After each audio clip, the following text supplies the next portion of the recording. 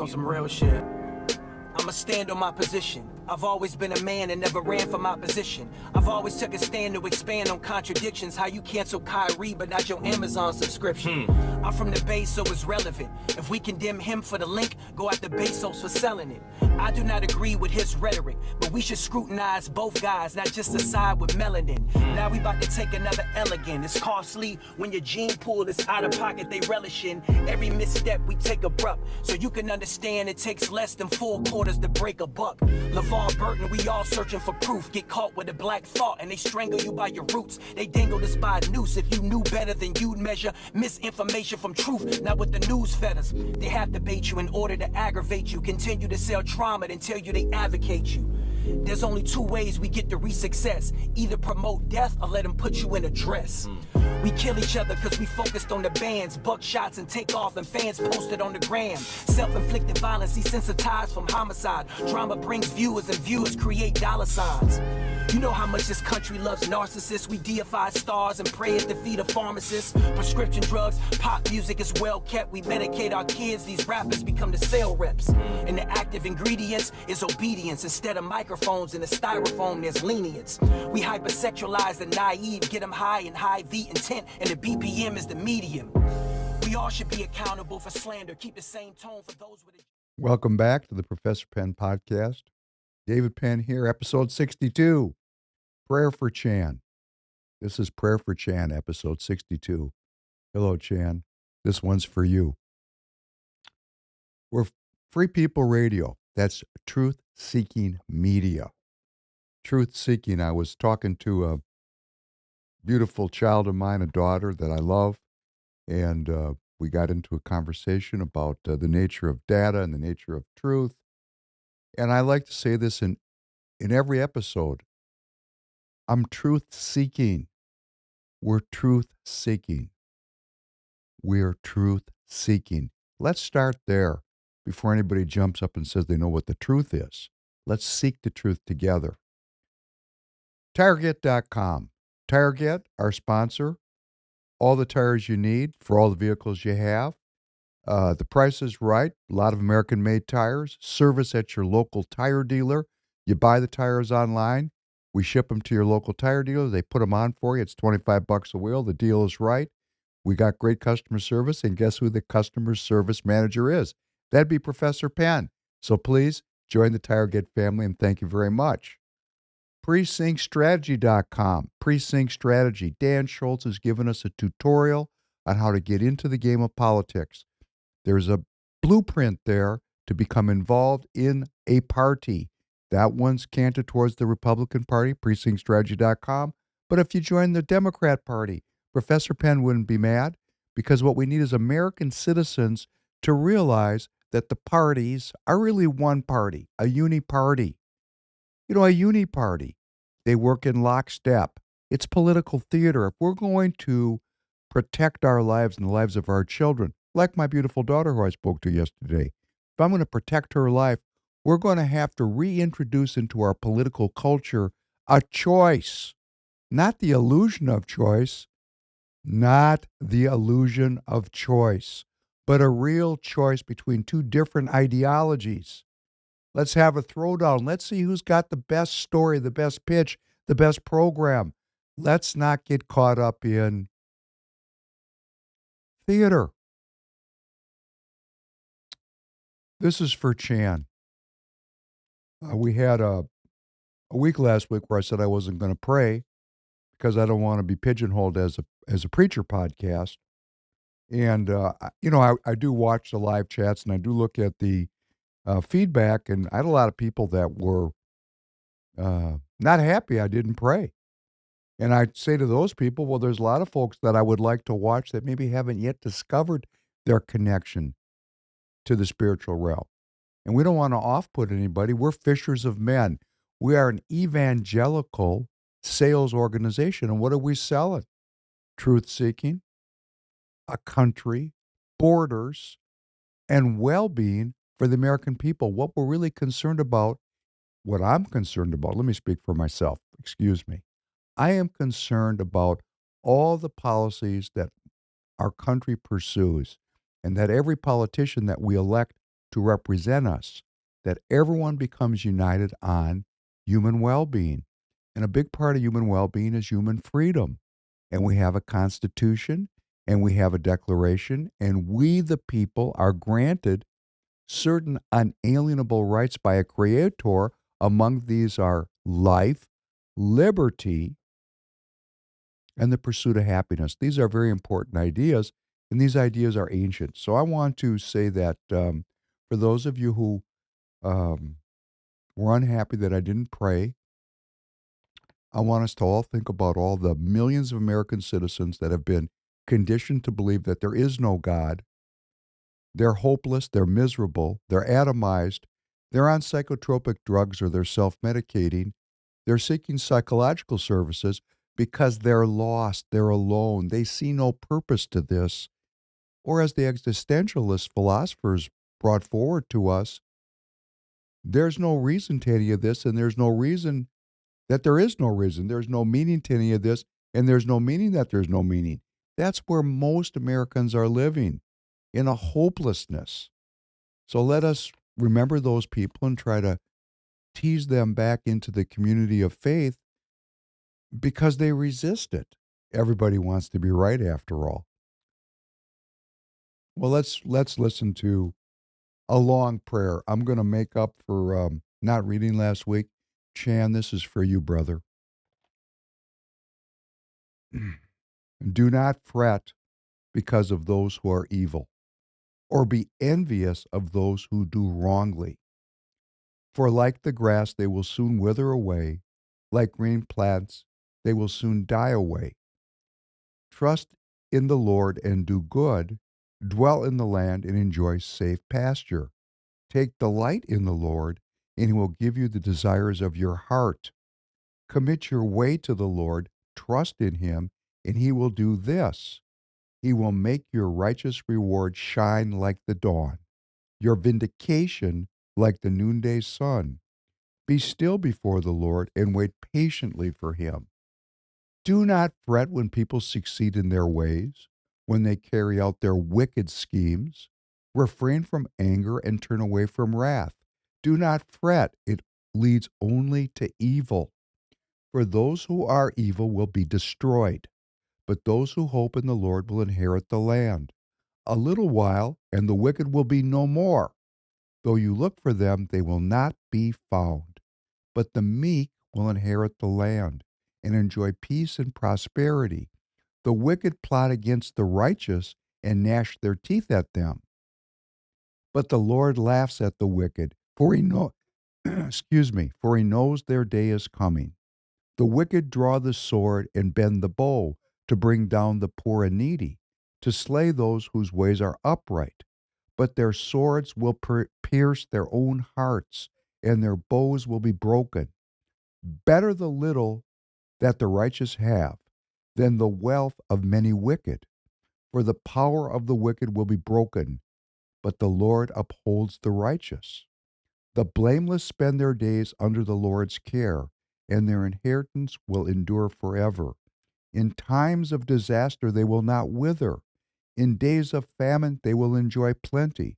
But the wicked will perish. Though the Lord's enemies are like the flowers of the field, they will be consumed and they will go up in smoke. The wicked borrow and do not repay, but the righteous give generously. Those the Lord blesses will inherit the land, but those he curses will be destroyed. The Lord makes firm the steps of the ones who delights in him. Though he may stumble, he will not fall, for the Lord upholds him with his hand. I was young, and now I am old, yet I have never seen the righteous forsaken or their children begging bread. They are always generous and lend freely. Their children will be a blessing.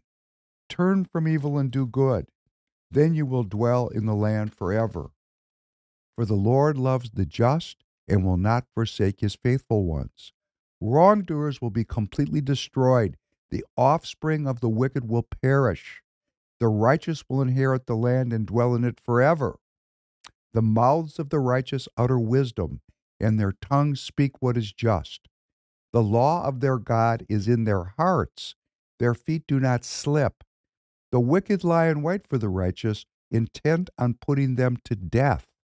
But the Lord will not leave them in the power of the wicked, or let them be condemned when brought to trial.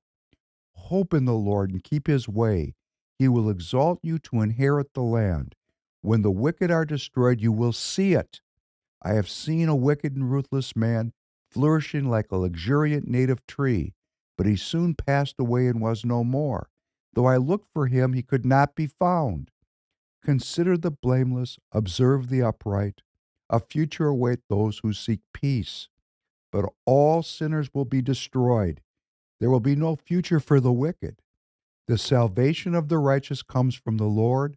He is their stronghold in times of trouble. The Lord helps them and delivers them. He delivers them from the wicked and saves them because they take refuge in him.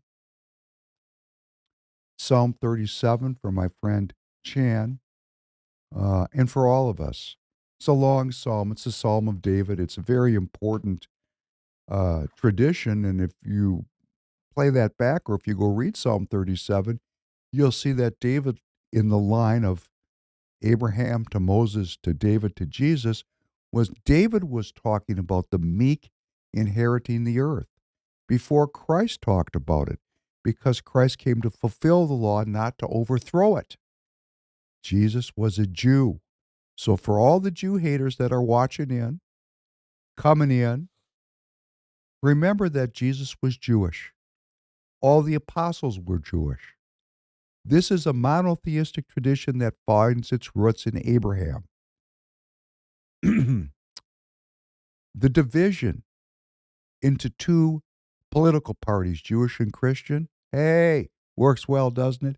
Shias and Sunnis, Democrats and Republicans, globalists and nationalists, all these divisions divide the people one from the other. Who are we? Really? Are we sitting at the 100 billionaire table with our stack of chips, betting on how this is going to come out? Or is everybody watching this transmission at home relatively powerless to craft the outcome in our own minds? Relatively powerless. Well, it's a powerful step to watch truth-seeking media. That's a very powerful step. It's a powerful step to commit to become a delegate and take 24 hours a year to determine the future outcome of the world. That's pretty powerful. But what's the most powerful thing that I can do? I can be good. I can confront my own addiction to sin. I can seek healing for that inside me which is not righteous. I know right from wrong. Tanner, good morning. Good morning, Mr. Do you know Penn. right from wrong? Yeah. You do. Yeah. Would you say most of the doomers know right from wrong? I feel like everybody kind of has a sense of right and wrong. Yeah. Then why are we doing wrong? Just being convinced that it's actually good. You know, when evil is good, that's the prophecy of the end times. I'm not going to get prophetic. I think what Tanner said, did you know exactly what you're saying, or did that come out by accident? No, I didn't know that it was a sign of the end times, but no, that's actually just what you observe, is that people are doing wrong, but it's been served on a plate that it's actually good. Isn't that interesting? What kind of ideology would be benefited from reversing a tradition that goes back 6,000 years? Who came up with in the last 100 or 200 years, or 400 or 500 years, if you want to be serious about it, because things go step by step.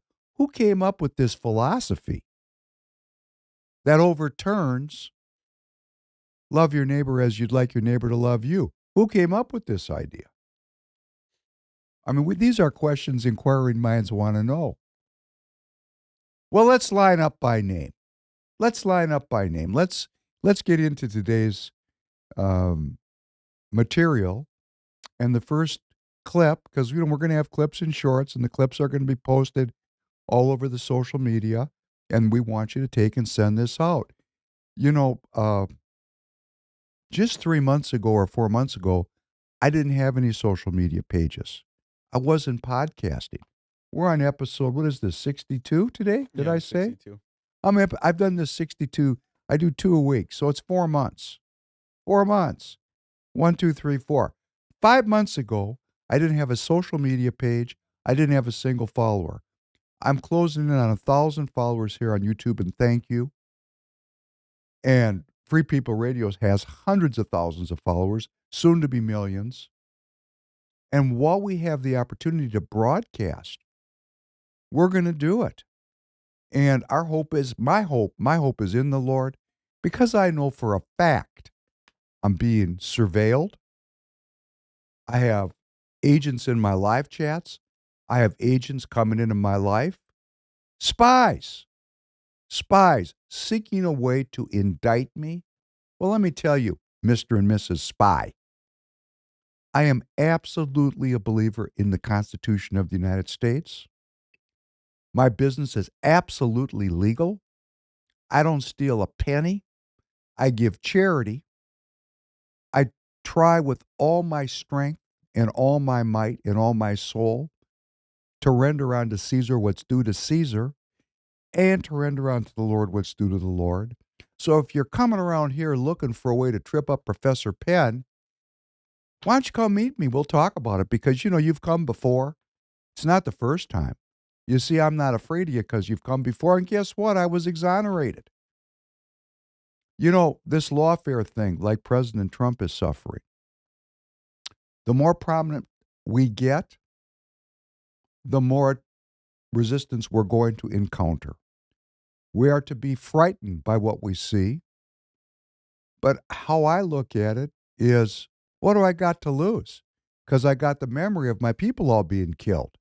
So, if I'm out here fighting and proclaiming what I think is truth seeking, and you are listening to me, all the people that are in the live chat that I know by name, LW and Gabriel, all these people, and I mean, there's so many names to mention, and I appreciate your viewership so much.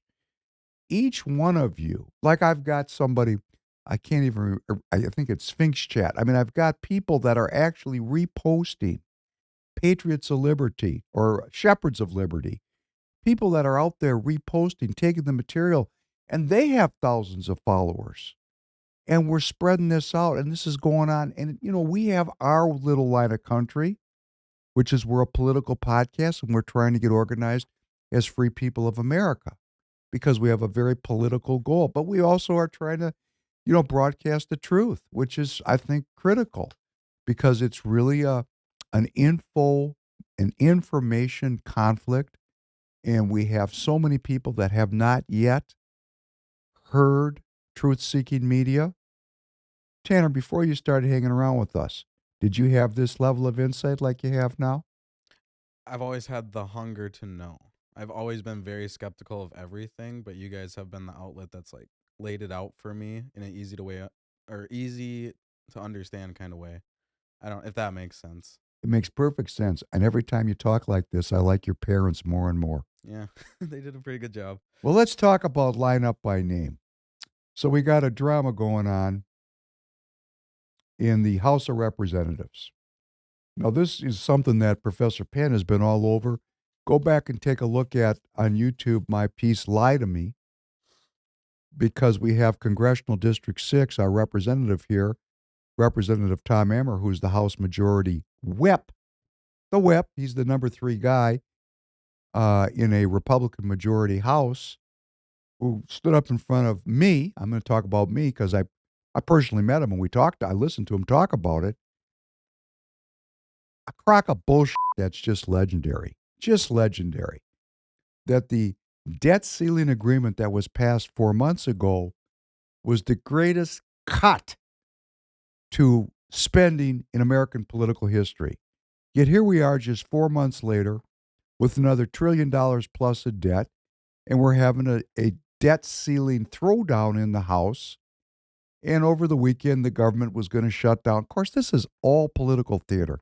It's theater. All of it is theater, theater, theater, theater.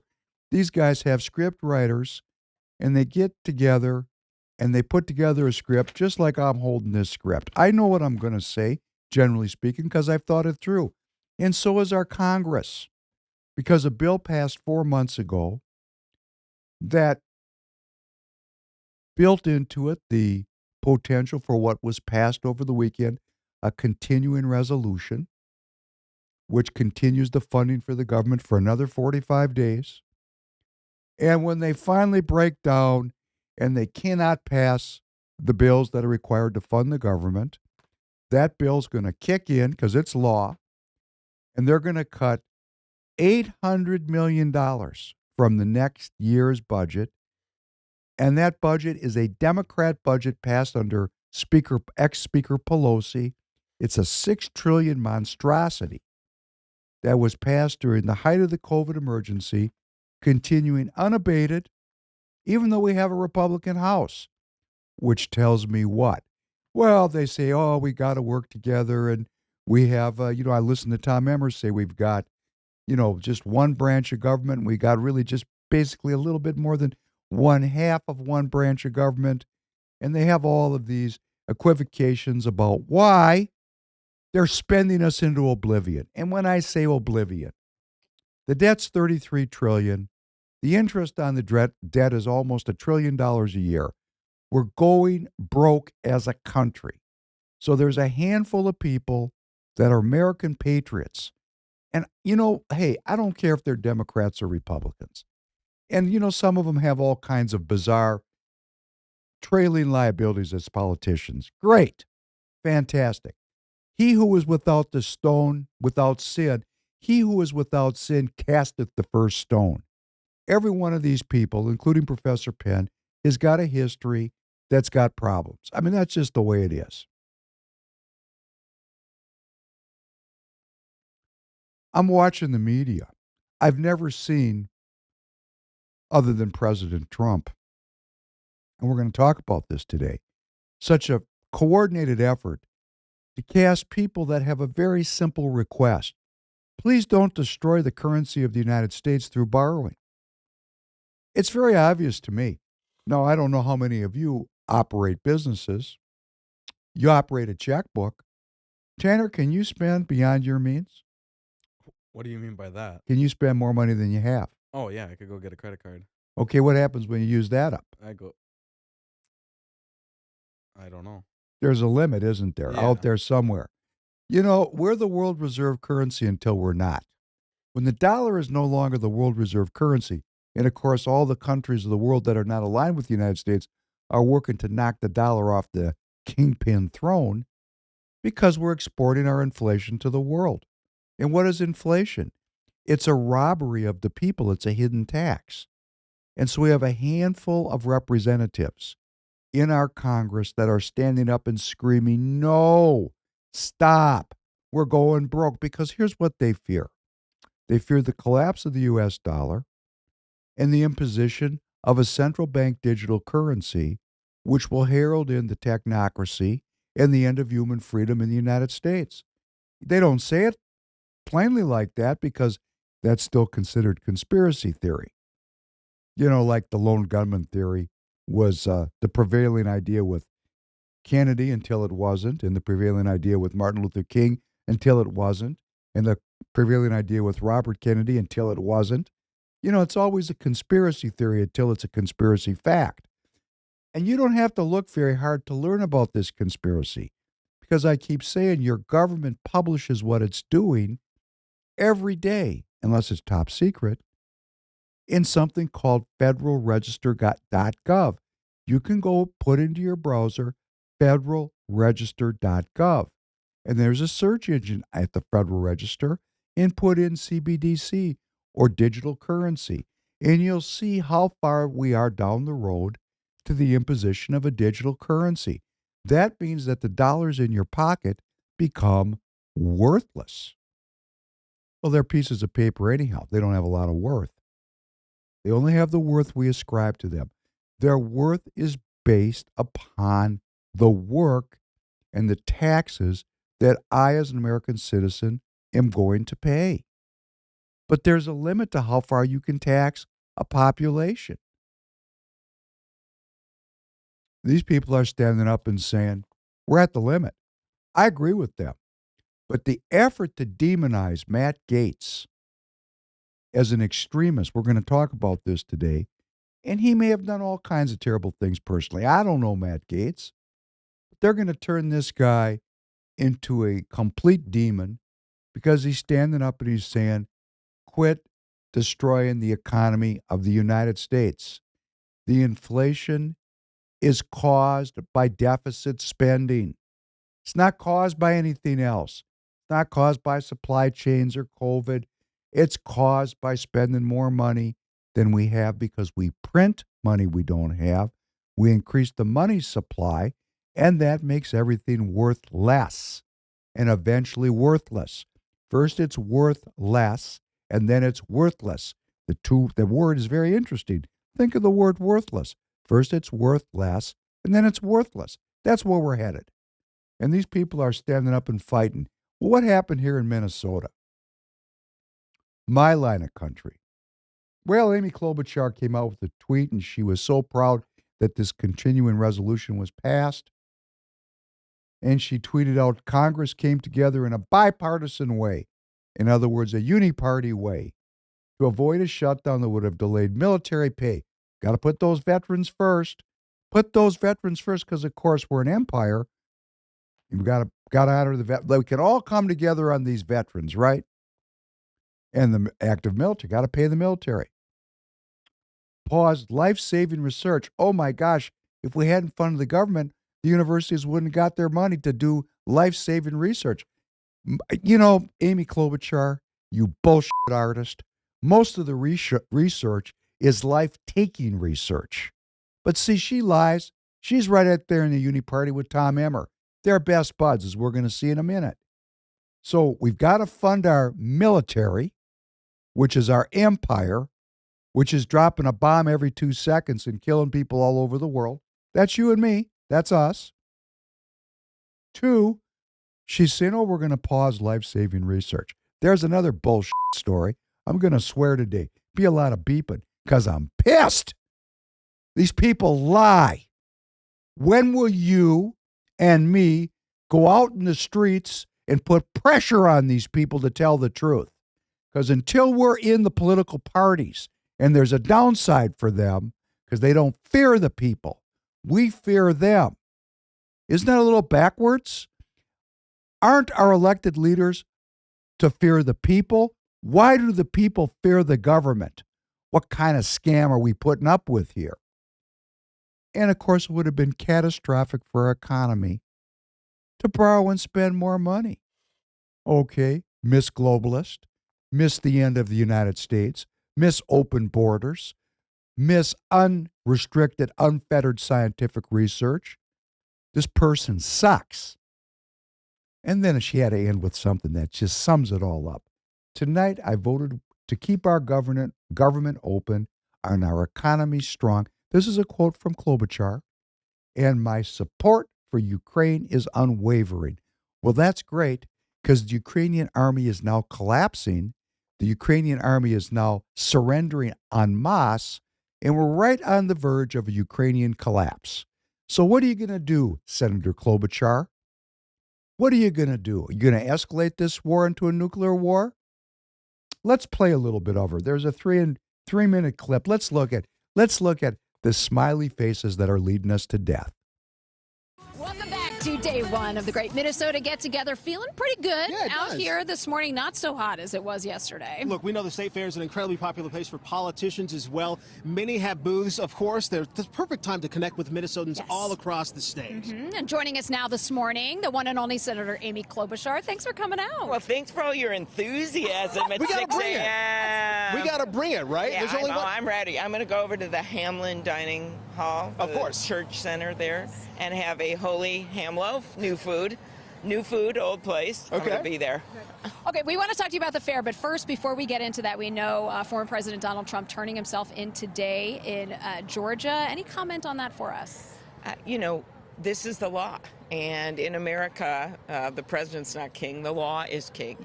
And these are serious allegations, and they will play themselves out in court. It's not, to me, you let the courts do their work, you let the process go through. And in this case, it's about an election. And I was there on January 6th. There were a lot of discussion about it, the Republican debate last night, how Mike Pence did his job. I was there with Mike Pence, Democrat, Republican, as we walked through the hallway with the young women carrying these electoral ballots to the end, and we had to make sure that democracy prevailed, regardless of who won. This is about how our democracy works. So I think it's just interesting the fact that it was a Republican Secretary of State down in Georgia. There are many Republican witnesses in that case, so we'll see what happens. Stop, Real please. quick, There were many Uni-Party witnesses in that case. Please continue. too, I'm thinking about families, of course, back to school time, and inflation is still a huge concern. What do you say to families who are still struggling to get by right now? We've got to bring costs down for people, and we have seen some reductions in inflation. But what I hear, I visited over 25 counties in Minnesota. It's one of the focuses of our fair booth at Underwood and Judson, which is not to, bringing costs down and cutting through red tape for people. That means things like childcare.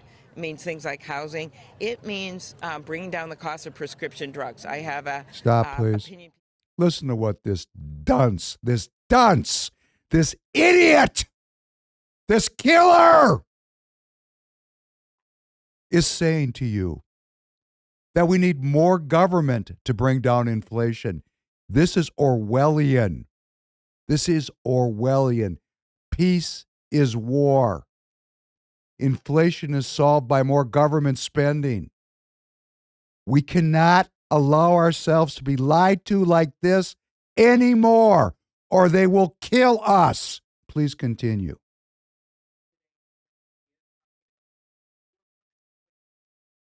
Today in the Star Tribune talking about the work. We're finally going to get Medicare to be able to negotiate lower prices for our seniors on blockbuster drugs. This has been a ridiculous situation. The prices are locked in. It's one of the driving forces between high costs and health care. So those are things I'm working on, and mostly I love serving the people of Minnesota, and you got to have their back, and you got to listen, and that's why you go out to all the states. Okay, turn her instead of off. I just can't sitting in take her Washington, anymore. D.C.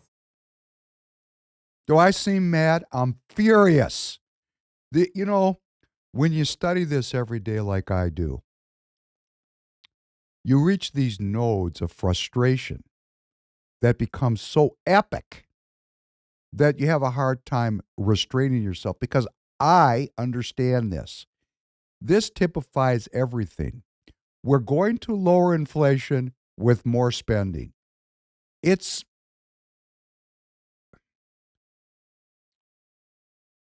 The meek will inherit the earth.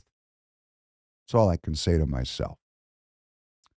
Speaking of the Uni Party, just so you know, if you're a Republican here in Minnesota, I'm going to a Republican event tonight with alleged Republicans. They're not Republicans. They're Uni Party participants. We have 8 congresspeople here in Minnesota. We got 4 Democrats and 4 Republicans. I should say 8 Uni Party members. All 4 Republicans supported the continuing resolution. That would be Tom Emmer. First, the leader of our congressional delegation here, of course, Mr. Emmer, Fishback, Stauber, all of them voted, all 4 of them voted. Finstad, yes, I remember all your names. I hope all your political people are watching me, because I am encouraging every Minnesotan citizen to go to caucuses on February 27th. It's very simple. Go to caucuses, get elected as a delegate.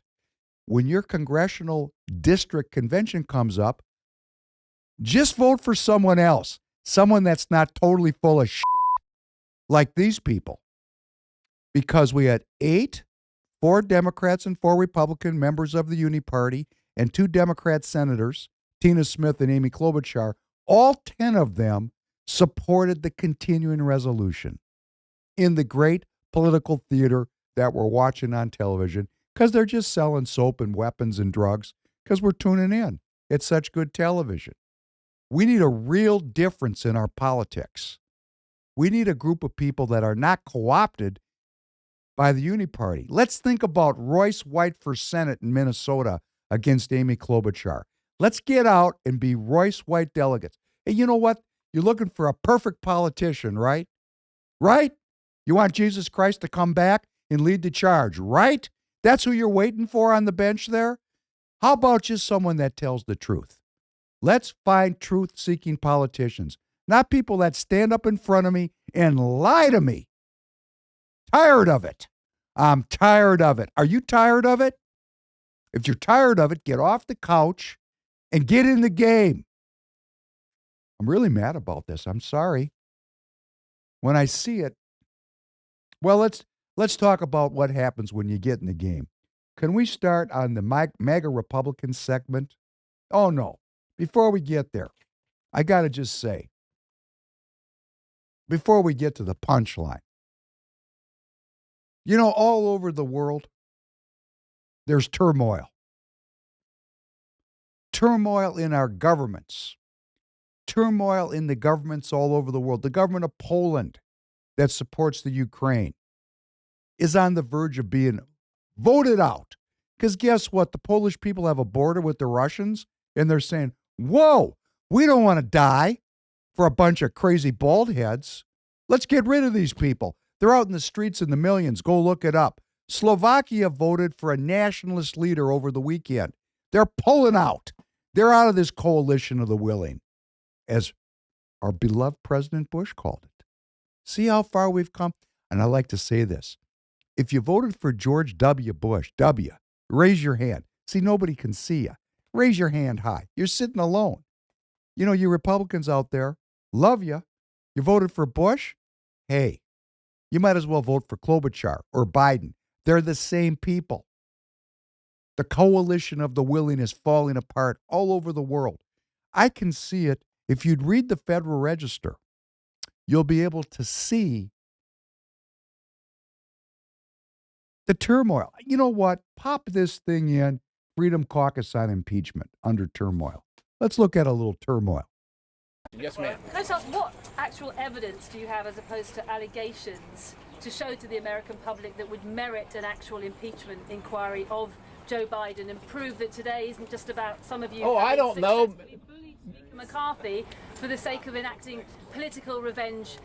This isn't about political Trump. revenge. We have the bank accounts. We can see, ma'am, you can see that the homes that the Bidens own can't be afforded on a congressional or Senate salary. You also understand that it's not normal for family members to receive millions of dollars from overseas interests. Those things aren't normal. That's not normal to have 20 shell companies. These things are not normal, and it alludes to not only just widespread corruption, but money laundering, if not influence peddling itself. And we also have the president, or the vice president at the time, on record saying that the prosecutor was fired. Well, son of a bitch, the prosecutor was fired, right? Because the prosecutor was going after the company that his son was working on. That's what we have. If you can't see that, if you are that blunt, look, I'll turn it over to the attorneys. That's good. Can't see that. They think Got a little taste for that? That's over the Biden impeachment inquiry in the House. It's not about revenge. You know, there's 4 street corners. You can see things from your own perspective. That's fine. That's fine. I'm sure taking in tens of millions of dollars is perfectly harmless.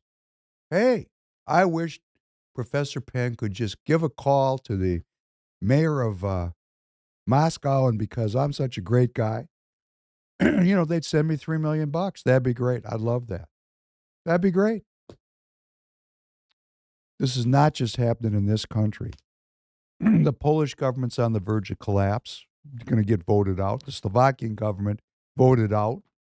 Governments all over the world are divided against themselves because the fault line, the real fault line, the people that really know what's going on, which is the 4th Industrial Revolution is here, and how it's going to affect the people is one of 2 ways.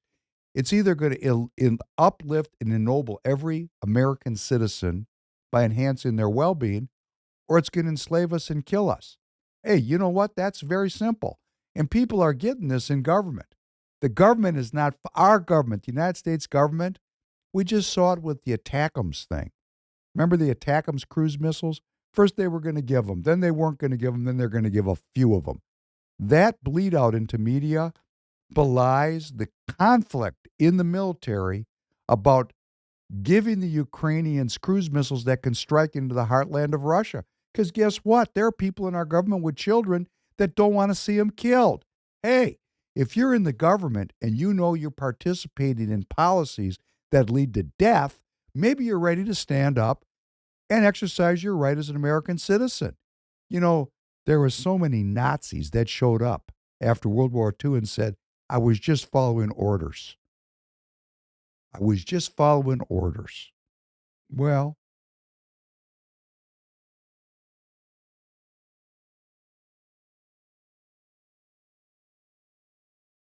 that's a pregnant silence for you to think through. If I have a listener or a viewer that's in the American government or the Canadian government or the Mexican government, the people in government know more than the civilians what's going on.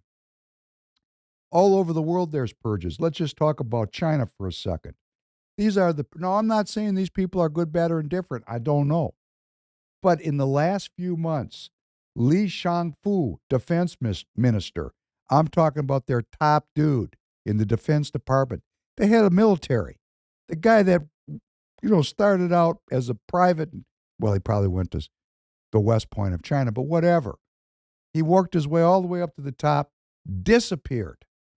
Qin Gang, top of the foreign ministry, the State Department. So this is the top of the military, like General Milley or C.K. Brown. Like C.K. just disappears.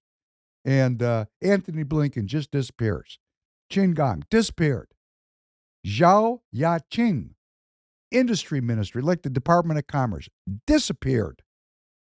Li Yuchao and Zhu Zhangbo, in charge of NASA, the Chinese NASA. These people disappeared. I mean, they do things a little different in China, right? It's a totalitarian regime. They have a different way of doing things. They do things in a Chinese way. Well, we do things in an American way. We've got a impeachment inquiry now about President Biden and his activities. We've got President Trump going before, courts all over the country. This is called things falling apart. And when Senator Klobuchar stands in front of the American people and says these are serious things, let the process play out. I know a few relatively conservative attorneys. I wouldn't call them conservative. I would call them relatively conservative because you're only good or bad by comparison. My mother was a lawyer. Go to law school. I've got a daughter, beautiful daughter. She wants to go to law school. What do you think they're going to teach her there? The law of the Lord or the law of the uniparty? The law is a weapon that can be wielded in the hands of the believer or in the hands of the unbeliever.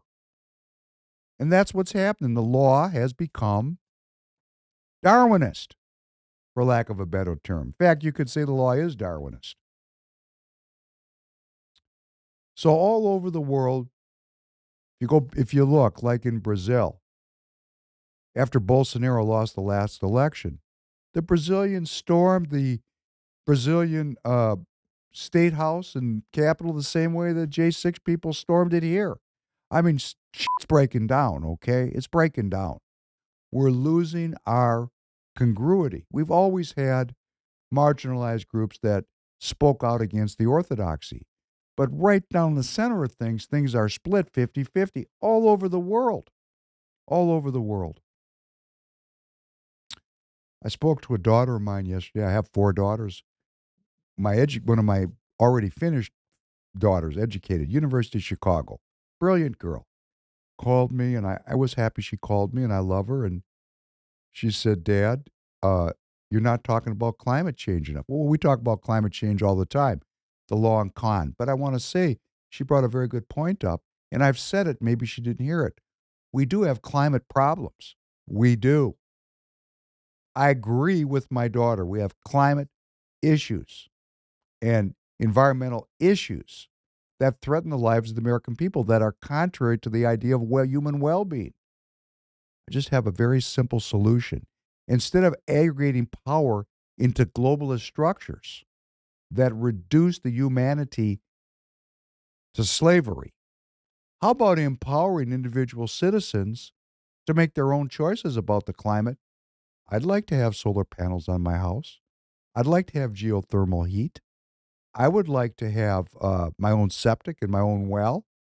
Why do I have to be hooked up to the city and dependent on the city? Why couldn't we use this node to deconstruct dependency and enhance self-governance? Why couldn't we do that? Why couldn't we as American citizens demand it? I'd love to participate in making a more well-being culture. It would be based on my self-governance, not on me giving over my self-governance to technocrats that live in Brussels or wherever they're going to put this new world governance in New York City. All right, now let's see what happens when people talk like this. Let's pop up this thing about the MAGA Republicans. Let's start at 1525, please. 1525. We'll stop a little bit. We'll meander through this, and we'll take a look at this. This is terrifying. And there's something dangerous happening in America now. There's an extremist movement that does not share the basic beliefs in our democracy. The MAGA movement. Not every Republican, not even a majority of Republicans. Can we stop, please? Let's just call out the BS as we go on. 75 million people voted for Donald Trump in the last election cycle. The Republican Party, the Uni Party, of which I'm an officer, approached me personally to get my commitment. I'm talking about a national committee man, try to get my commitment not to support Trump. Trump has overwhelming support in Minnesota among the Republicans. The number of Republicans that do not support Trump, even in Minnesota, is teeny tiny. But here we have the president standing in front of the American people at an event honoring John McCain, who was in a death match with Trump, saying that the majority of Republicans don't support the nationalist movement. Let's not call it the Trump movement. Let's not call it the MAGA movement, because these words are smeared. Let's call it, I'm going to call it for myself, and if anybody wants to follow me, I call it the nationalist movement. Nationalism has a bad name. It's been painted with the brush of Nazism and fascism, but that's a scam. Nationalism means I want to have a country. I do not want open borders. I do not want to aggregate my governance into internationalist globalist structures. I want my governance to be in my neighborhood. That's its very simple concept. Let's continue. Extremist ideology. I know because I've been able to work with Republicans my whole career. But there's no question that today's Republican Party is driven and intimidated by MAGA Republican extremists. Stop again. It's politics. Nobody is trying to intimidate anyone in the Republican Party. Quite the contrary. It is the establishment trying to intimidate and threaten Professor Penn. And I've been attacked physically. I've been threatened.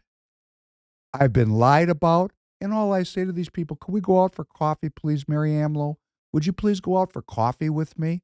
I'll never sit down and have a cup of coffee with you, she said to me. Well, how are we going to have any dialogue when one group refuses to talk to the other group that's coming in with the best of intents to make a well-being society? We're not radicals. We're not revolutionaries. We're American citizens.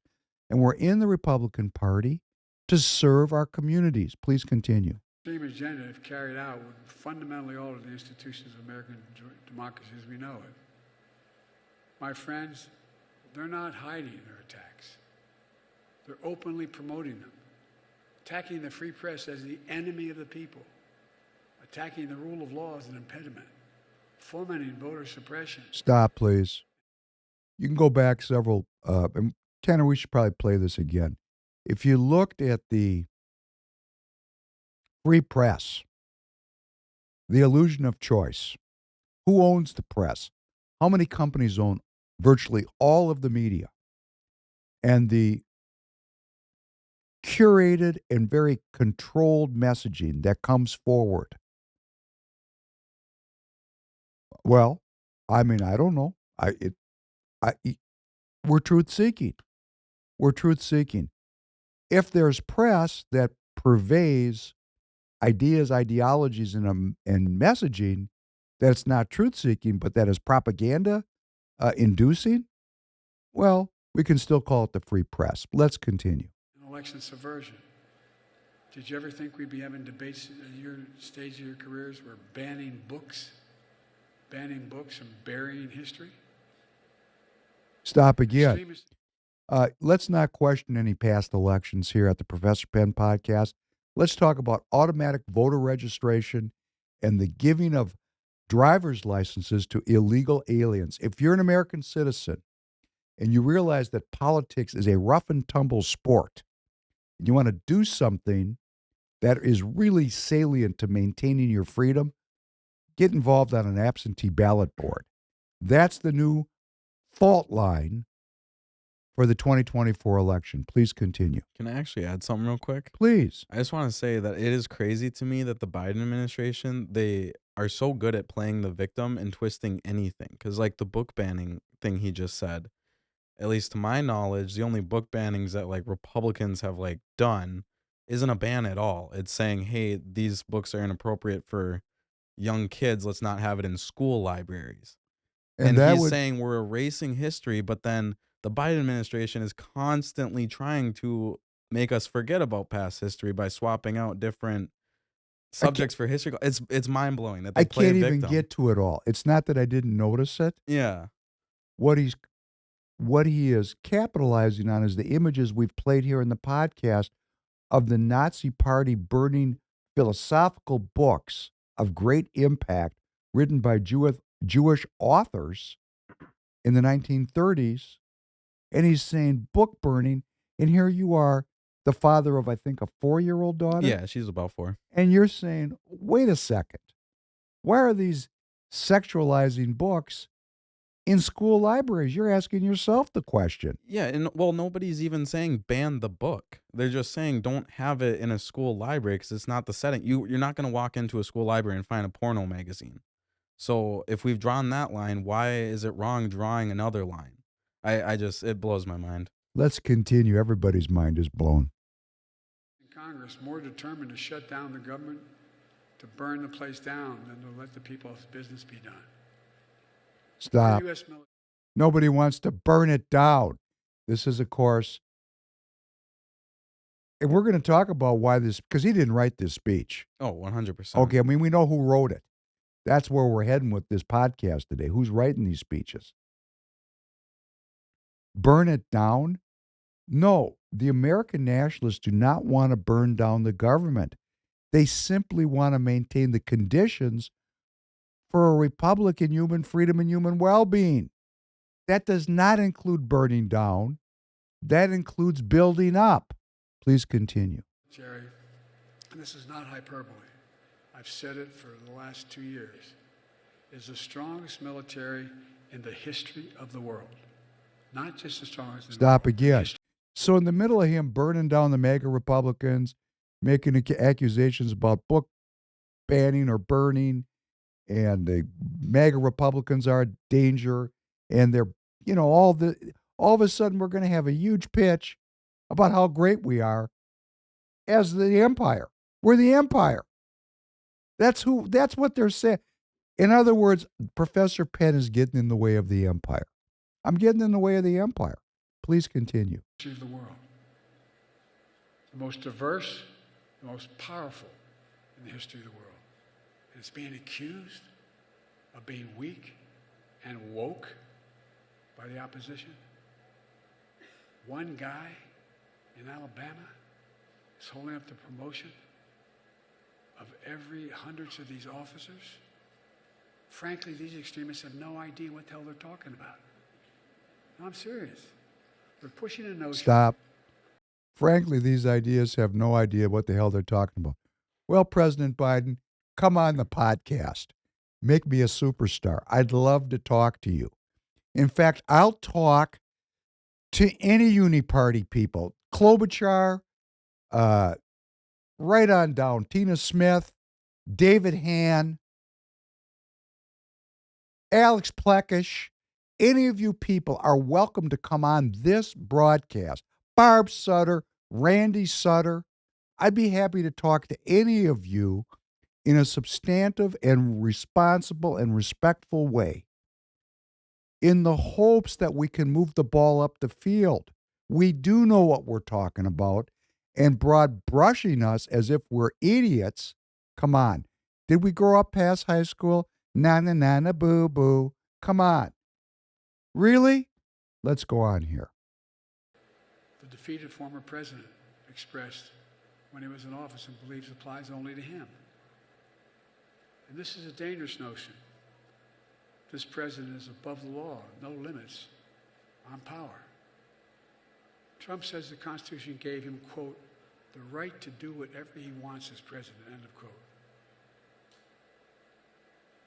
I've never heard a president say that in jest. Not guided by the Constitution or by common service and decency toward our fellow Americans, but by vengeance and vindictiveness. We see the headlines. Quote, sweeping expansion of presidential power. A goal to, quote, alter the balance of power by increasing the president's authority over every part of the federal government, end of quote. What do they intend to do once they erode the constitutional order of checks and balances and separation of powers? Limit the independence of... I don't, and I would not support. I would not support any erosion of the constitutional checks and balances which create the conditions for a republic and for a free people. I support the rigorous maintenance of the checks and balances, and part of that is a two-party system where there's a difference between the two parties. And what is President Trump and the nationalist movement proposing? A radical restructuring of government, because the government has become a leviathan that has brought us $33 trillion in debt. We're becoming debt slaves. So the fastest and easiest way to deal with it is to shrink the size of government, which of course Amy Klobuchar and Dr. Morrison and all of the people that are in the Democrat Party, from the local governance all the way up to the presidency, want the government to expand infinitely. And that would be the end of human freedom. Please continue. Federal agencies, put them under the thumb of a president, give the president the power to refuse to spend money that Congress has appropriated if he doesn't like what it's being spent for. Not veto, it doesn't like what it's being spent for, it's there. Get rid of long-standing protections for civil servants. Remember what he did. He's leaving office. He imposed a new thing, the civil service. Stop, please. Yes, let's have the power as the American people to get rid of a government in the places where it's oppressive and creating the conditions for debt slavery. I'm okay with that. I hope you're okay with it. You know, I have a business. There's people in my business that got to go, not doing the job. They're just standing around killing the grass, or worse yet, they're gumming up the works. Now, my mother used to say the government's not like a business. Okay, she's right. There's elements of it that's not like a business. But there's large elements that are just like a business, and $33 trillion in debt proves it. It proves it. Well, we could continue here. I urge all of you to go and find these remarks that Biden made on the opening of the John McCain Library and Archives in Arizona. This is from this past week. What do I take out of this?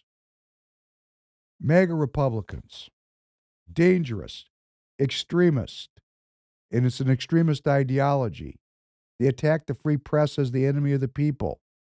The MAGA Republicans are fomenting voter suppression and election subversion. Ha ha. Banning books and burying history. Ha ha. They want to burn down the place. Another ha ha. And he's sitting here pitching the military in the middle of it because we're supposed to be proud and come together because we're running an empire where we're dropping a bomb every 2 seconds. Well, that really shows our moral authority. This president is above the law talking about Trump. Hey, this president is under investigation when in an impeachment inquiry.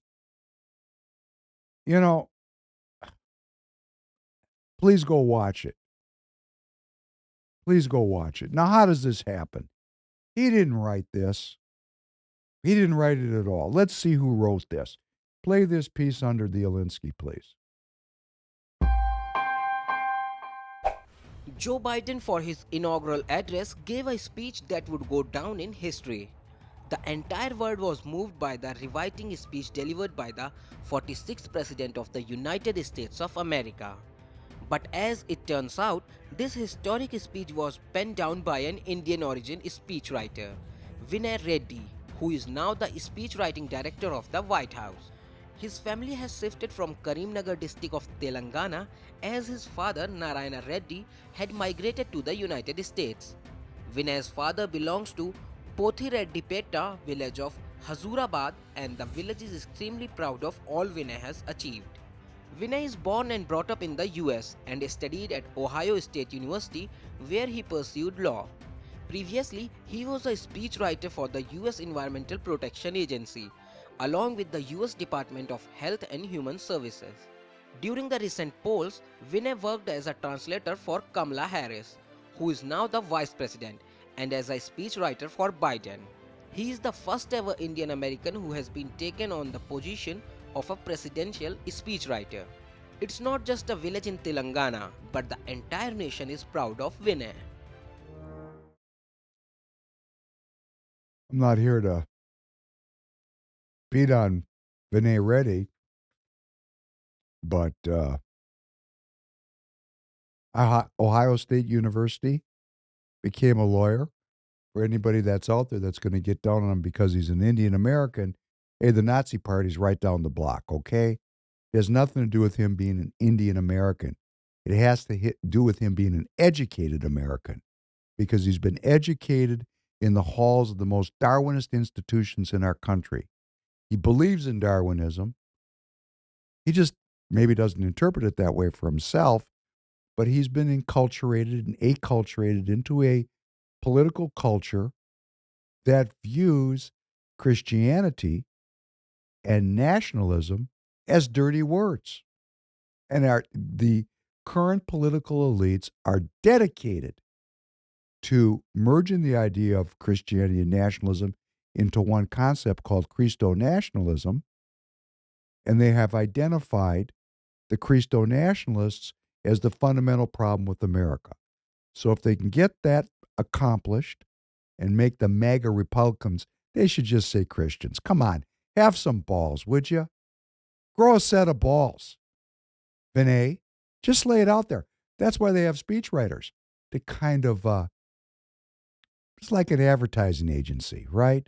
What they're really saying is if you believe in God and you believe in the United States of America, you're a danger to America. That's like Amy Klobuchar saying we need to spend more money to get rid of inflation. I mean, this is pure Orwellian language. It's pure Orwellian script. It's purely Orwellian. So go back and read your George Orwell, because that'll give you some artistic insight into the world we're living in.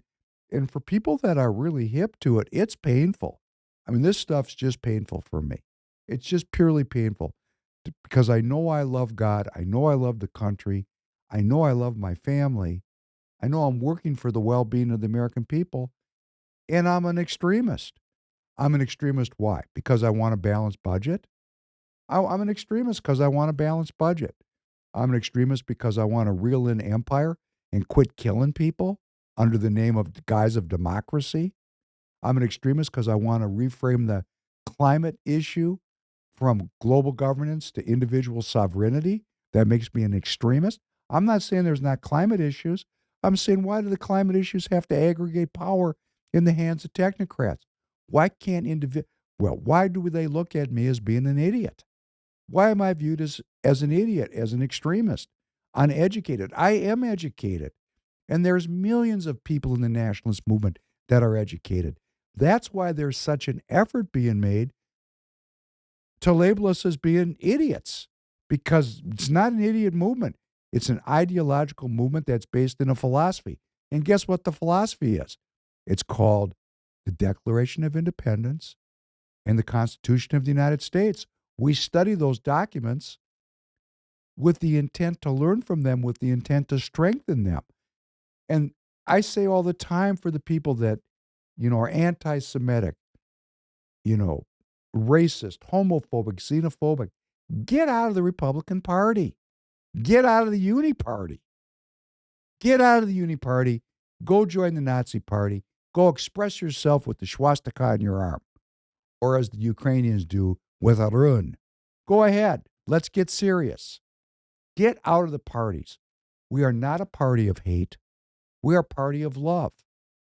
We're not a party of strength. We're a party of the meek. We love one another. We care about each other.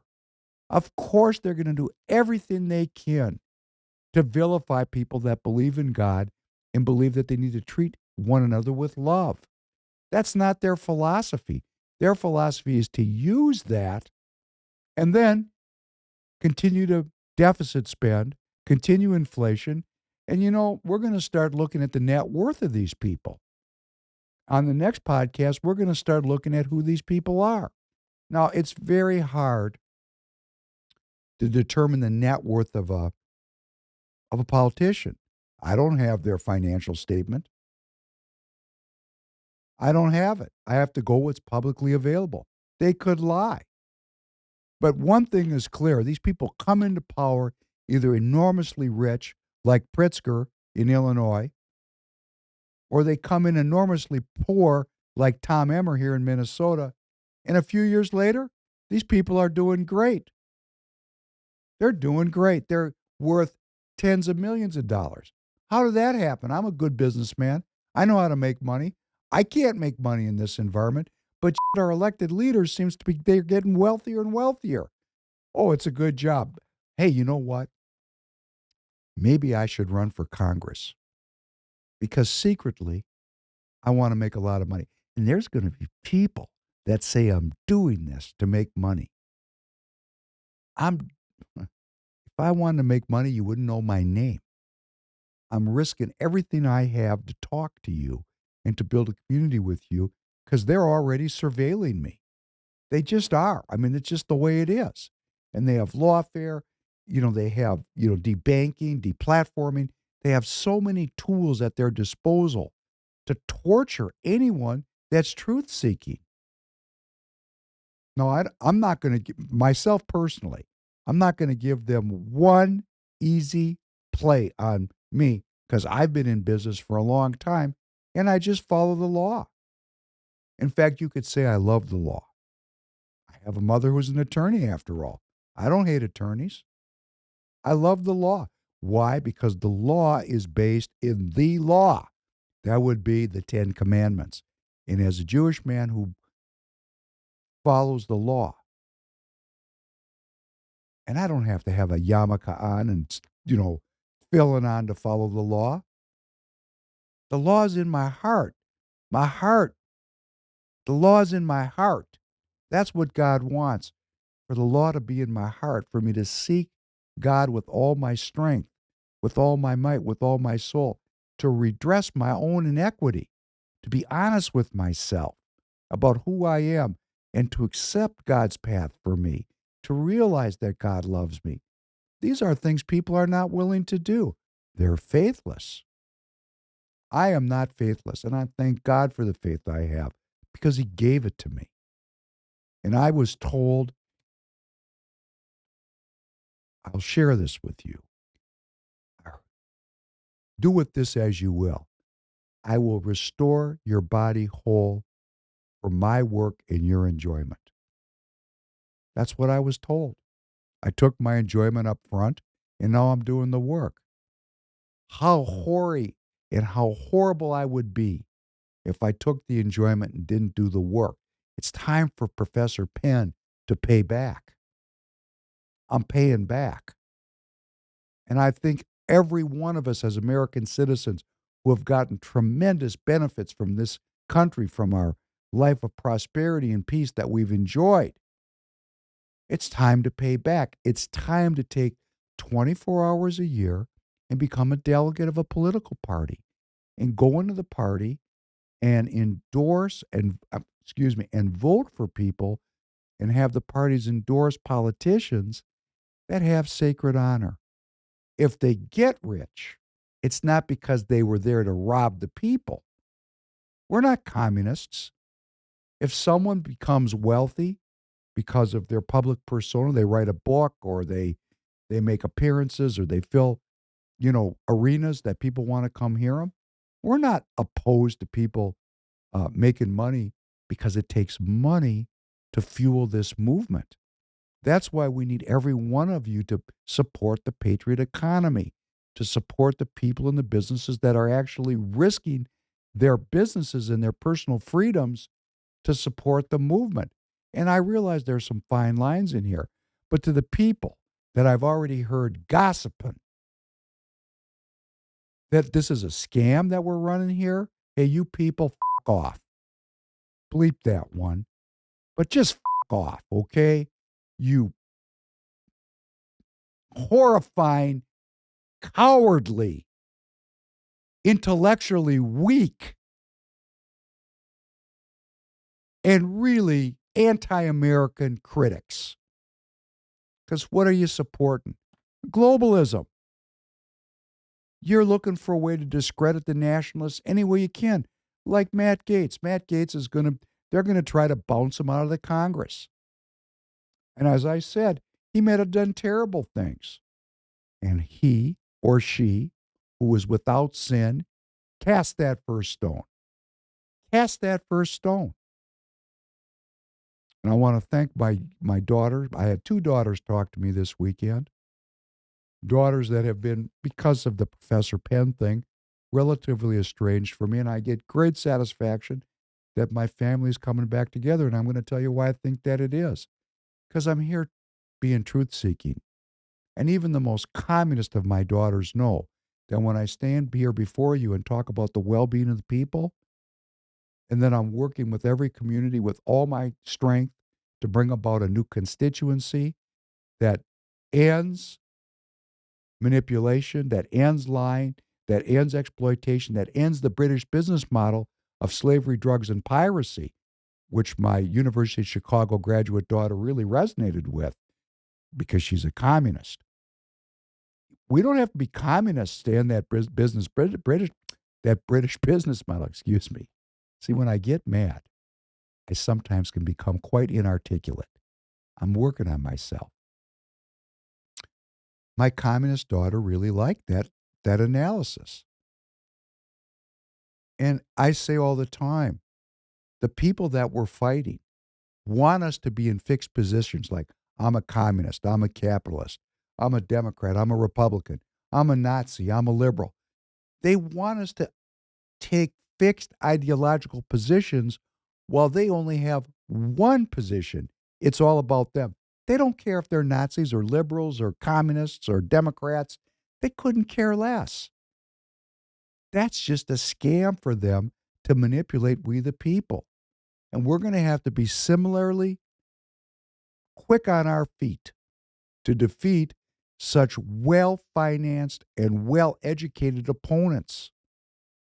And when people say that these super wealthy have become decrepit and that they've lost it, I don't agree with that because their ideology comes right out of these intellectual institutions called our, universities and colleges. And these people are smart and these people are in it for the money and they're in it to win it. And they're decades ahead of the American citizens.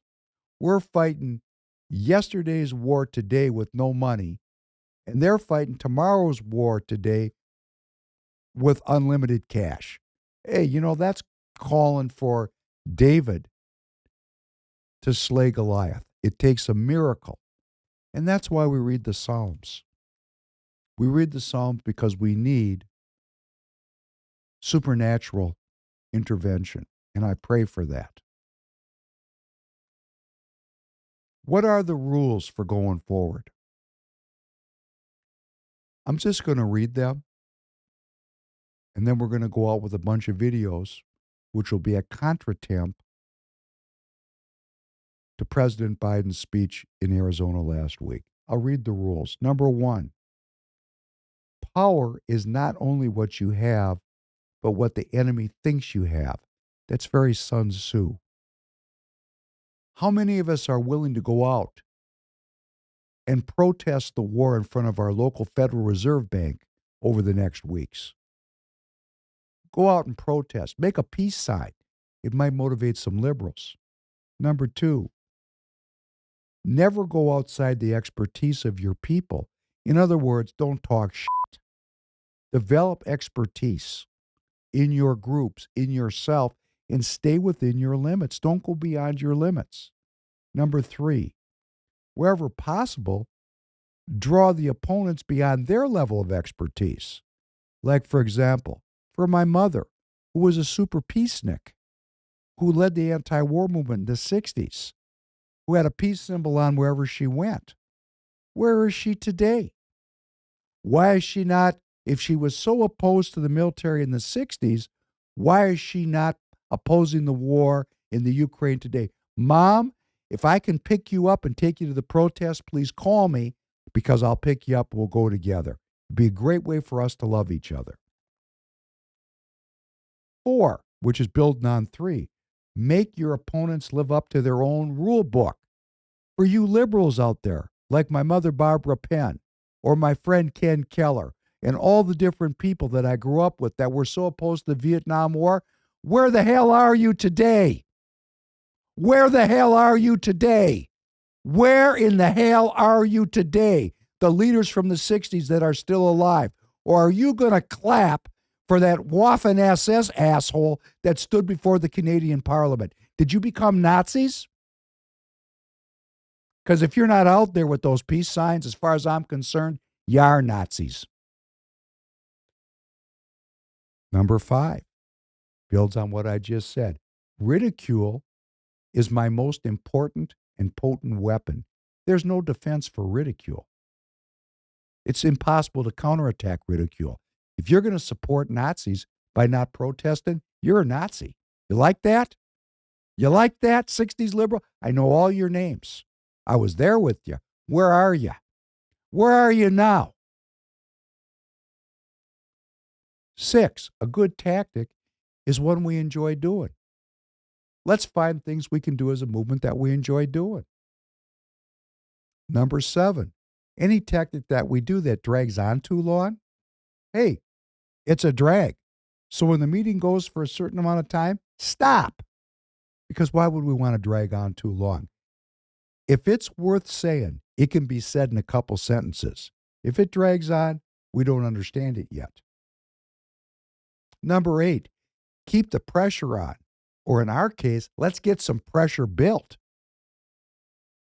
Number 9, a threat is usually more terrifying than the thing itself. In other words, these people that are surveilling me, hey, I'm legal, okay? I'm legal. I'm not afraid of you because I'm legal. And if you throw my ass in jail on trumped-up charges, what can I do about you being a tyrant? Let the people see the tyranny. Number 10, the major premise for tactics is the development of operations that will maintain constant pressure on the opposition. Please, let's start protesting peacefully. Peaceful protest, civil disobedience. Not like the clips I'm about to play for you. 11, if you push a negative hard and deep enough, it will break through. Like all you people that I grew up with that were so quick to protest the Vietnam War, you sons of are still alive. Where are you today? I'll pick all of you up. I'll go rent a school bus. All you people that were with my father protesting the war, what's the difference now? War is war and death is death. Where are you? I want to get a... Call me. Call me. Let's get the old crew together. It'll be a geriatric crew. I get it. But hey, isn't that cool? Wouldn't it be cool? You know, they just stuck this 98-year-old Nazi in front of the Canadian Parliament. That was powerful. How about a bunch of geriatric Vietnam War protesters? We'll drive you there. If the price of a successful attack is a construct, the price of a successful attack, listen, this is the key. The price of a successful attack is a constructive alternative. I'm mad because I know we haven't got this together yet. The price of a successful attack is we have to create a policy alternative. We need policy. I'm a policy person. We don't want to burn anything down, President Biden. We want to replace policy that diminishes the American citizen and creates unhealth and death with policies that build up American citizenship and increase health and well-being.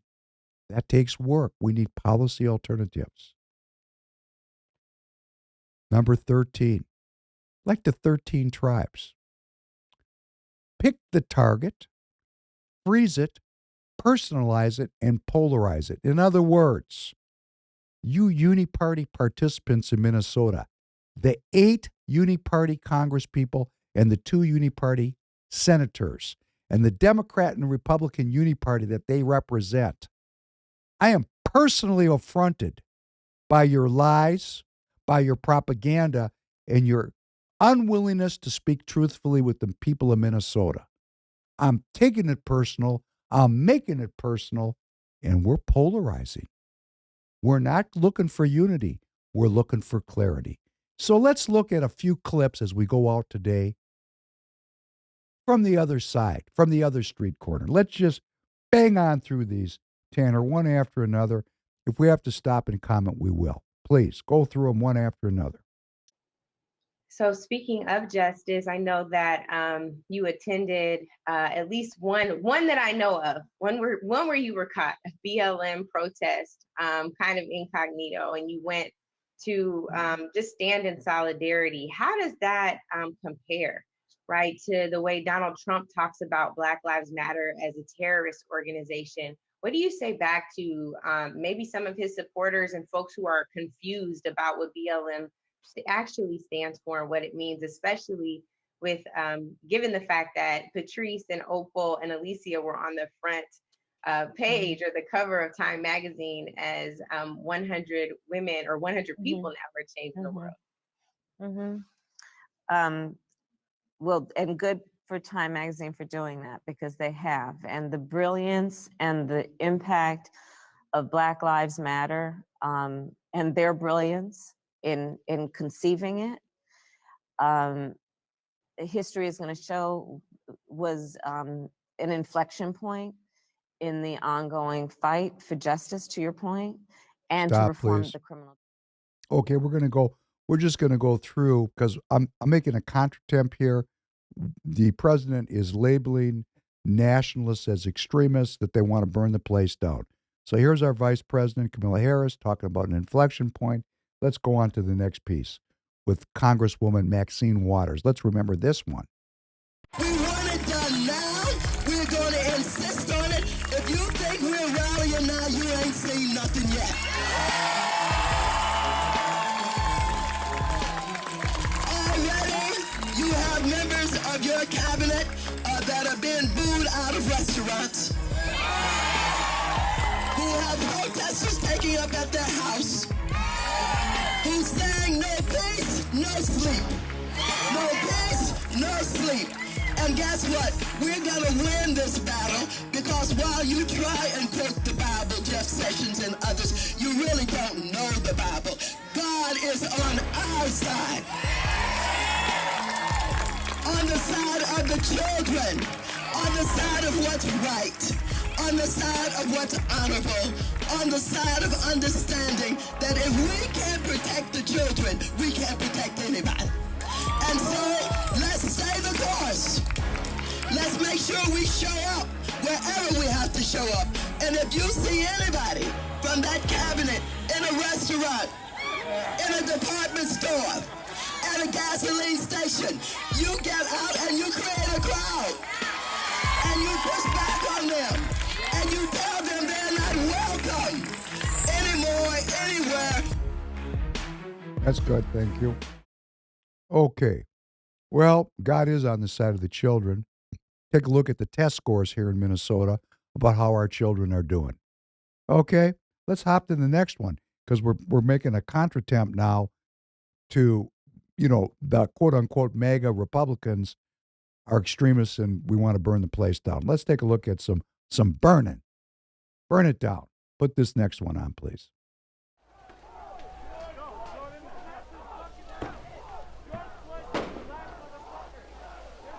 Did I see it, please?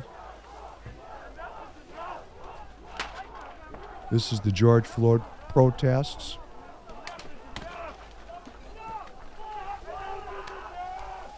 Of course, this was financed, not organic. There was organic aspects to it. Not here to comment on the George Floyd issue. I'm just saying, hey, things are getting burned down, aren't they? I don't see any MAGA Republicans out here. Maybe they should have been out there, which is something Royce White said recently. Where were the Republicans? I know where they were. They were home hiding.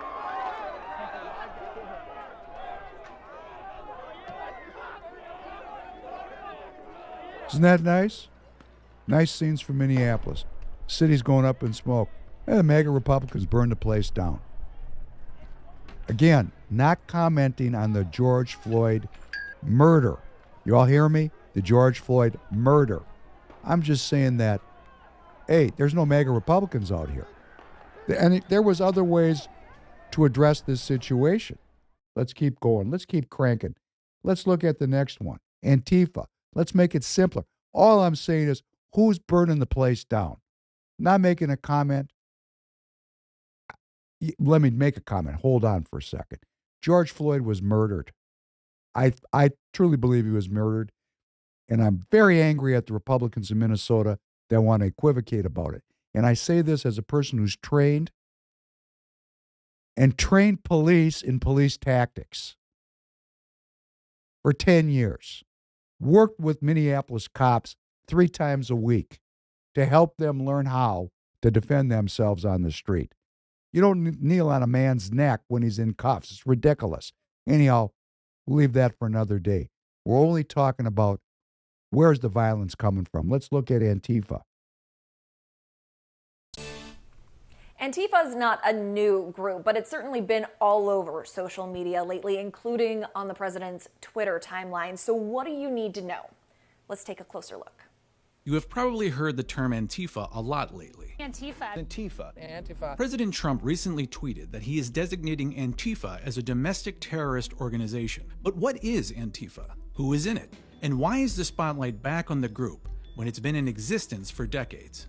Antifa, which stands for anti-fascist, is a loosely connected series of groups with shared left or extreme left ideology. They have no central governing body, no defined roles, and because of their self-admitted secrecy, it is hard to know how many people count themselves as members. Antifa supporters generally campaign, organize, and protest, sometimes violently, against actions, people, and organizations they view as promoting authoritarian, racist, homophobic, or xenophobic beliefs. Anti-fascist groups can be traced back to Europe during World War II, where grassroots, mostly underground resistance movements, fought to gain control of the continent back from Nazi Germany and fascist Italy. The modern Antifa movement gained international attention in 2011 during Occupy Wall Street, again 2 years later when they affiliated themselves with Black Lives Matter, and for counter-demonstrations at the Unite the Right rally in Charlottesville, Virginia. Some Antifa groups are known for their community outreach and organizing, while others deploy often militant and radical tactics to get their message across. And without a real hierarchy or structure, Antifa is not so much an organization as a loose confederation of people with a similar ideology. Let's go right into the next piece on Antifa, please. Antifa are masters at doublespeak. It goes from the name and it flows down. They call themselves anti-fascists. They're anything but. They're a movement made up of radical extremists, anarchists, and communists, and they're agitating for a political revolution in the United States. They truly believe that they're part of the vanguard to achieve this. And violence is not a bug, it's a feature of the movement. My name is Andy Ngo, and I'm an editor at Quillette magazine. You might recognize me as the person who was beaten and robbed by Antifa in Portland. But what you may possibly not know is how my family's experience informs and intersects with how I cover Antifa. Both my parents are from the former South Vietnam. They actually lived through a Marxist revolution. My father, as a young man, was sent to a re-education camp. My mother, as a teenager with her siblings and entire family, were relocated to a labor camp. Antifa views the United States as an irredeemable country and concept. They abhor the principles that make up the foundations of liberal democracy. If they were to achieve their goal, there wouldn't just be the destruction of the state, there would be the silencing of all oppositional views. They're authoritarian militants who believe that only a Marxist revolution could bring about equity. In Portland, it's a progressive monoculture, and you're more likely to see open socialists and communists than you would even just a regular Republican or conservative. This context made me fascinated to want to learn more about Antifa. I knew that there was more meaning behind the street violence.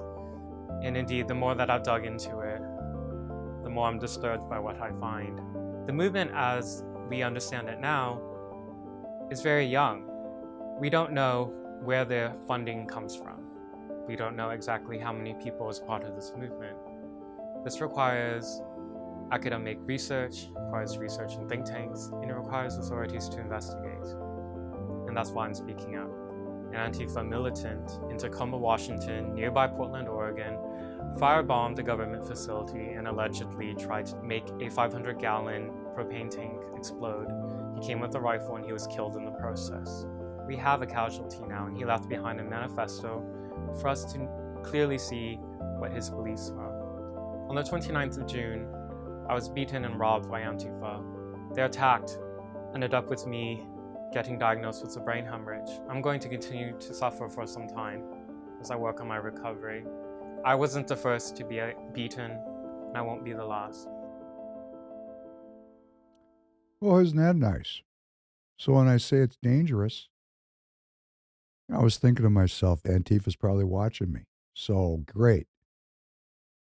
My point is not here to beat on Antifa. It's to say, where's the violent MAGA Republicans? Okay, J6, great. But generally speaking, who's in the streets? Who's in the streets? We in the nationalist movement believe in peaceful protest. We believe in a constitutional process. We believe in rule of law. That's what we're trying to maintain. Well, that's not what the Democrats want to maintain. They want to change our institutions so there is no rule of law. 6-3, the Republican conservatives, alleged conservative, they're attorneys after all, they're not that conservative, are in the majority on the Supreme Court. We've had a 9-member Supreme Court forever. Well, guess what? The Democrats don't like the outcome. So let's just change the rules in the middle of the game. Let's look at Biden on court packing, please. Domestically, Democrats have lost the competition to control the U.S. Supreme Court. Listen, who is on your list, Joe? Mr. Biden is under pressure from his own party to consider increasing the number of justices if elected. It's called court packing, and while he's said he's no fan of the idea, he's never completely ruled it out. Judge Amy Coney Barrett is on track to become the 9th U.S. Supreme Court justice. That would give the conservatives a 6-3 majority. If elected, would you move to add more justices to the Supreme Court? If elected, what I will do is I'll put together a national commission of bipartisan commission of scholars, constitutional scholars, Democrats, Republicans, liberal, conservative, and I will ask them to, over 180 days, come back to me with recommendations as to how to reform the court system, because it's getting out of whack, the way in which it's being handled. And it's not about court packing. There's a number of other things that our constitutional scholars have debated, and I'd look to see what recommendations that commission might make. This is a live ball. Oh, it is a live ball. No, it is a live ball. We're going to have to do that. And you're going to find there's a lot of conservative constitutional scholars who are saying it as well. The last thing we need to do is turn the Supreme Court into just a political football. Whoever has the most votes gets whatever they want. Presidents come and go. Supreme Court justices stay for generations. Let's just go on now because, it's brick by brick. Brick by brick. The battle over the Supreme Court. Democrats in the House and Senate are set to introduce a bill today that would expand the number of seats on the High Court, adding 4 more justices. Rachel Scott is outside the Supreme Court with more details for us. Good morning, Rachel. Robin, good morning. This legislation would expand the number of justices from 9 to 13. Progressive Democrats say this is absolutely necessary to restore the balance to the Supreme Court. Republicans, though, already firing back, calling this an overreach. And this is a battle that has really intensified over the last several months. Democrats were frustrated when Republicans refused to even consider President Obama's pick for the bench during the 2016 election year, then to only confirm conservative Justice Amy Coney Barrett to the bench, cementing the court's conservative majority for decades to come. But the reality here is that this legislation faces a massive uphill battle in Congress. Democrats just do not have the votes to get this passed. And it's unclear this morning if the White House is even on board with this legislation. They are declining to comment. But in the past, President Joe Biden has said he's not a fan of so-called packing the court. Instead, he has created a commission to study the structure of the Supreme Court. Robin. As you said, uphill battle. Okay. Thank you, Rachel. Yeah, it's an uphill battle to change the rules in the middle of the game. These people are shameless. They're interested in overthrowing the Constitution and the Declaration, really from Professor Penn's perspective, for one reason, and I'm entitled to my street corner. Our founding documents acknowledge a creator and unalienable rights. Our country is about individual sovereignty and individual self-governance. That is very messy and gums up the authoritarians that are running things right now. So if we're going to get anything done here, we're going to think outside the box. We're going to do things we've never done before. We're going to understand secret societies and change them. We're going to go in Minnesota on February 27th to caucuses and become delegates such that we might change these parties and actually create a choice, real choice. Not where we have all 10 members of the Minnesota delegation voting together in lockstep. And for those of you who know that term, lockstep, I'm using it quite specifically, voting together in lockstep to destroy the currency and destroy the economy and make me poor, make my kids poor. It pisses me off. I try not to swear, and there's going to be a lot of swear words removed. I'm mad. This is maddening. But there's always uplift and hope. So we're going to go out a little story about where I come from. I'm going to put a couple of very religious Jewish dudes up here. It's a very short song. They're called Zusha. I hope that I can get it up, that the thought police won't take it down. I'll bet these guys are going to let it go up. These are 2 super religious guys that are supposed to not share their religion with anybody but their own community. Very similar to how Bruce Lee was vilified for sharing ancient Chinese secrets with the Guaylo, with the white people. Well, here's a couple of very orthodox believers who are going to use electronic dance music to let out into the world ideas that have always been held within the secret society. This, for me, was a very great discovery and brings me a lot of hope. And I want to share it with you. With thanks for you being here today as a listener and a viewer. I enjoy the live chat. We'll see you again on Thursday. And let's go out after such a dark podcast with something that is very, very hopeful. Cue that one up, Tanner, and let's take it on out.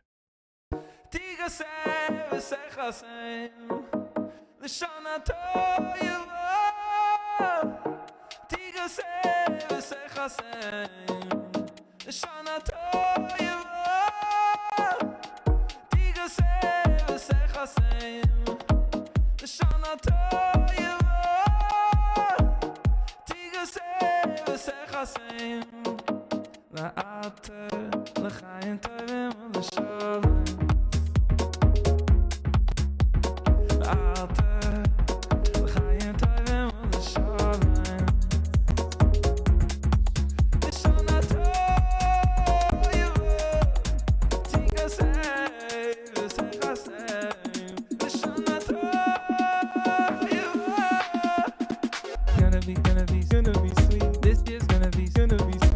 sweet, gonna be sweet.